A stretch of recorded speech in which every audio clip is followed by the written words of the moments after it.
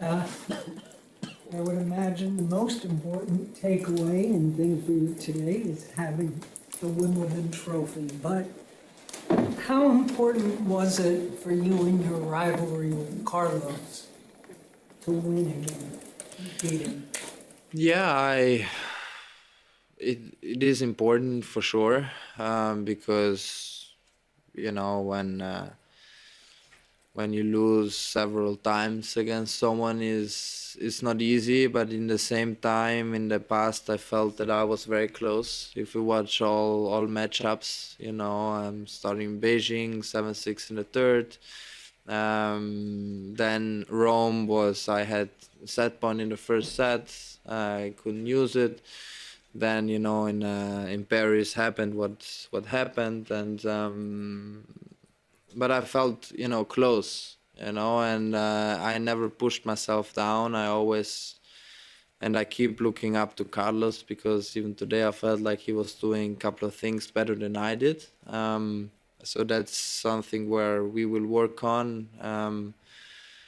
And prepare ourselves, because he's gonna come for us again, and there's not only Carlos but everyone. We have a big target on us, so we have to be prepared, and then we see what's happening in the future.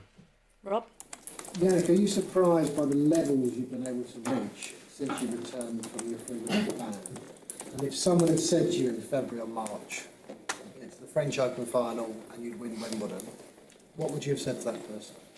No, I would have not believed, no, because it's so difficult already to arrive to the latest stages of Grand Slams. Even if you're in great shape and you have the best preparation ever, it's so difficult.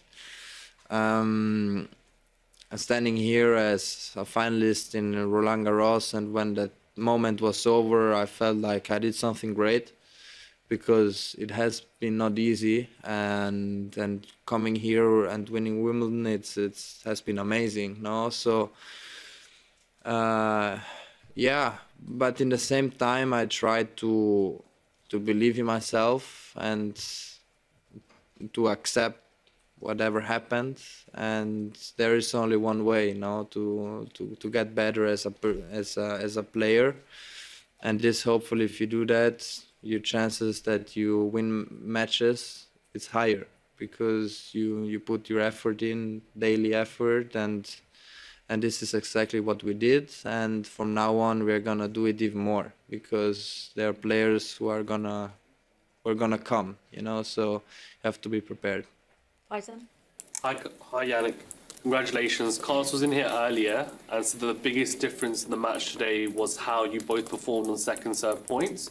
I just wanted to ask, what do you think the keys were to the match? Well, the differences are very small, and the margins are very tiny. And today I felt like that I got lucky a couple of times, hitting some lines, and the things what went his way in Paris went my way this time. But it's always, the margins are so small, and felt like in the beginning we both were not serving well, and but we struggled to return the second serve. And then after, I found a good rhythm on the first serve, especially in the second and third set. In fourth set, I had some moments where I served very well, and then again struggled. But this is normal, because if you play, 2, 3, 4 hours, you cannot play always in the same way. So if you ask me, there's just different, very, very small. And today it went just my way. Eleanor? Jannik, how proud are you of the way that you've bounced back from the French Open loss? Darren was in here a few minutes ago, and he said that he couldn't have done what you've done in terms of putting it behind you. No, this, I think, it's the part where I'm the proudest of, no, because it really has been not easy, and I always try to be honest with me, and had the self-talk too, what if, and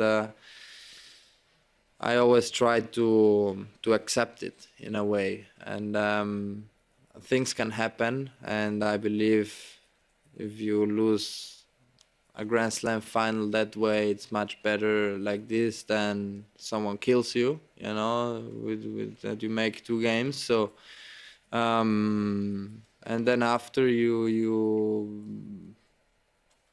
keep going, keep pushing. I did a lot of intensity in every practice because I felt like that I could play very good, and that's why I also said after Roland Garros that it's not the time to put me down, no, because another Grand Slam is coming up, and I did great here.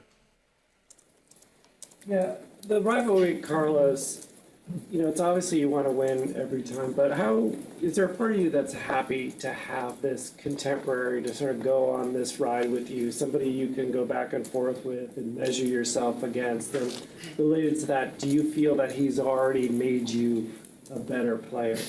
Yeah, of course. It's more on the emotional or the motivational part, that you have someone who is young, who wins basically everything, and you have to be ready, if you want to keep up. And I'm happy that we keep showing that the work we are doing, it's good and it's the right, work ethic. And at the end of the day, that's the most important, to get the best version of myself out, and I don't think I'm at my best of the best, because with 23 I think you cannot be in your best shape ever.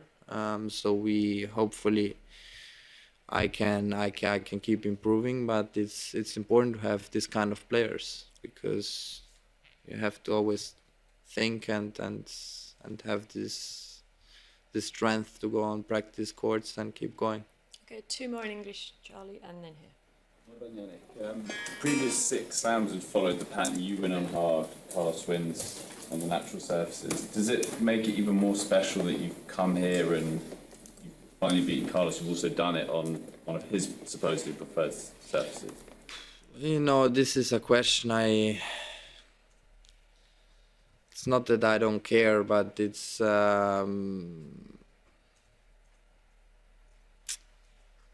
I think, of course my favorite surface is hard court, and I won most of the titles there, but in my mind I also know that I can play well on other surfaces. The beginning of my career, I knew that I could potentially play well here because of my ground strokes are quite flat and the ball goes through. Clay is different, because on clay I felt like the physical shape was not there, and but now this year it was great. I've played 5.5 hours against Carlos. It was super physical, so it was different, but it was a good move forward. And winning Wimbledon here is the most special thing you can have. I don't compare it with the surface or not. It's just, Wimbledon, it's different. Last question. You obviously talk about how special Wimbledon is to you. What was it like to meet the Princess of Wales today? And I was just curious as to what you said to her and her children as well, because you look like you're having a really lovely conversation and signing balls for the kids and everything. Yeah, in the beginning I didn't know what to say, because in these moments you don't want to. It's difficult to understand, how you can talk. I always try to talk very natural.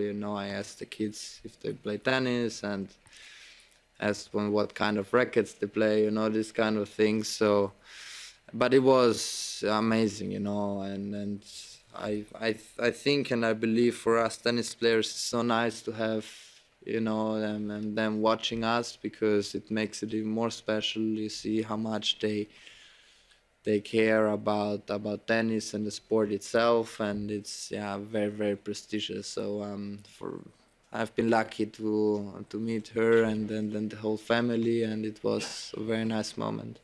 Thank you very much. We're going to switch to